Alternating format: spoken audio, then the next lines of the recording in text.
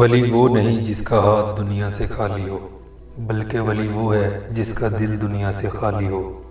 ایک فقیر ایک درویش کی ملاقات کو آیا جس سے اسے بڑی عقیدت تھی۔ کیا دیکھتا ہے کہ درویش ایک مخلمی غالیچے پر بیٹھا ہوا ہے اور اس کے سر پر ریشمی کپڑے کی جھونپڑی تھی جس کو سونے کی میخوں سے زمین میں گاڑا گیا ہے۔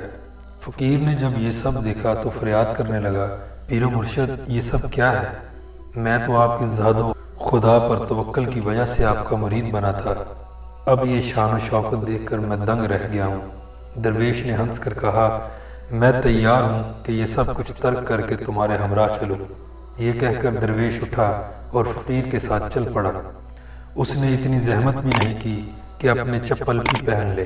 کچھ دور چلنے کے بعد فقیر کہنے لگا، میں اپنا کشکول تو آپ کے خیمے میں بھول آیا، اس کے بغیر میرا گزارا کیسے ہو سکتا ہے؟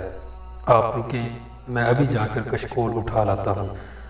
درویش نے پھر ہنس کر کہا، میرے دوست، میری جھونپڑی کے سونے کی میخیں زمین میں دھنسی ہیں، میرے دل میں نہیں، لیکن تمہارا کشکول گدائی ابھی بھی تمہارے تعاقب میں۔ دنیا میں زندگی گزارنے کا مطلب وابستگی نہیں ہے، دنیا کا تصور ذہن میں بٹھانا وابستگی ہے۔ دنیا آپ کے دماغ سے نکلے گی تو خدا سے وابستگی حاصل ہوگی۔